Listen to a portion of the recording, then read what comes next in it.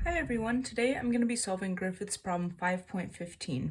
So in this problem, we have a thick slab that goes from z equals negative a to positive a, that's infinite in the x and y directions, that carries a uniform volume current in the x direction, and we are tasked with finding the magnetic field inside and outside of the slab. So the first thing I'm going to do is I'm going to figure out the directionality of the magnetic field above and below the xy plane. So in order to find the directionality of the magnetic field above and below the xy plane, we're going to use Biot-Savart's law, which is B equals mu naught over 4 pi integral of J cross r hat over r squared d tau prime. So the part of this that we care about is this cross product here, because that is going to give us the direction of our magnetic field. So for z is greater than 0, we're going to go j is going to be in the x hat direction, cross r hat, which is going to be in the positive z hat direction because it's going to be going out of the plane. And then that means that our magnetic field B is going to be going in the negative y hat direction. So B goes in the negative y hat direction. And then for z is less than 0, we're going to do the same thing. So our j is again in the x direction, positive x direction. Our r hat this time is going to go below in the negative z hat direction because it's going to go away from the slab, and then that's going to leave our magnetic field to be going in the positive y direction. So our B is going to be in the positive y hat direction. So now that we figured out what direction our magnetic field is going to be, it's time to actually solve it.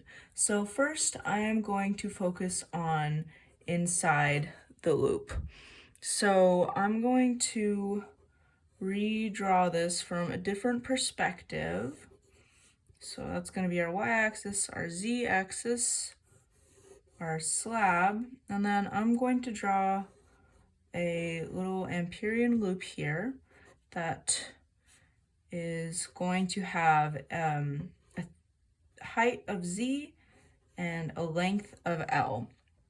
So now I'm going to use Ampere's law, which is the integral of B dot dl equals mu naught times I enclosed. So in order to solve for I enclosed, I'm going to be utilizing the fact that J equals dI over the dA perpendicular element.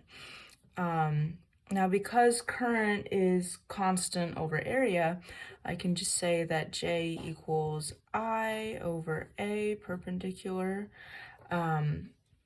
And in this case, our area is just going to be L times Z.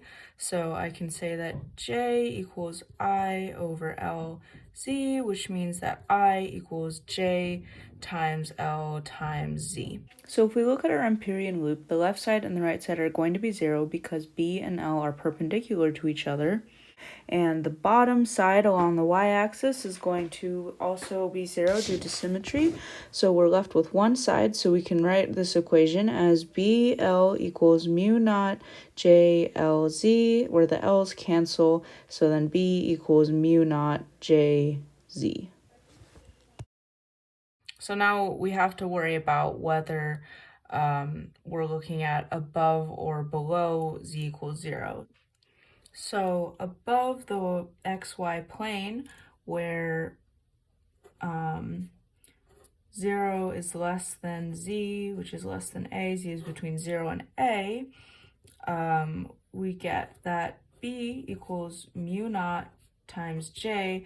Now our z is going to be positive here, but we're going to be adding a negative because what we found up here is that our magnetic field points in the negative y hat direction. So we get that B equals negative mu naught J Z y hat.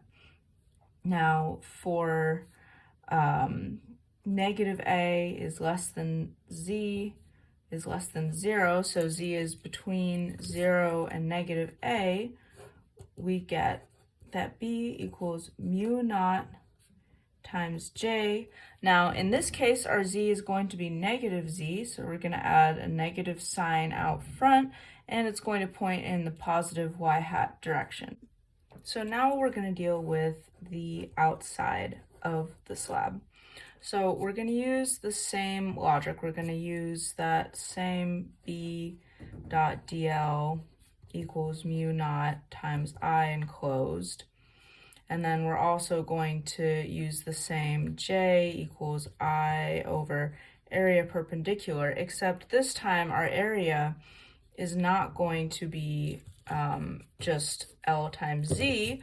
This time our area is going to be L times A because we want that whole length. We don't want it to be some Z that's less than A. We want the whole, we want the area to go all the way up to the edge of the slab. So we get that our I equals JLA. Important distinction that this A here is area and this A here is the height. So plugging that back in here, again, we can change that integral to be BL because our B dot DL is constant throughout the loop. So BL equals mu naught times J times L times A. Our L's cancel, and we get that magnetic field equals mu naught times J times A. So now we have to distinguish if we're talking about above the slab or below the slab. So for Z is greater than A, we get that B equals mu naught times J times A, and we're going to add a negative y hat direction there because like we found before, it's going to point in the negative y hat direction. And then for Z is less than negative A, below the slab, B, we're going to get the same magnitude, mu naught times J times A, except this time it's going to be in the positive y hat direction because of that right-hand rule that we found earlier. So there you have it, the magnetic field above and below this type of slab.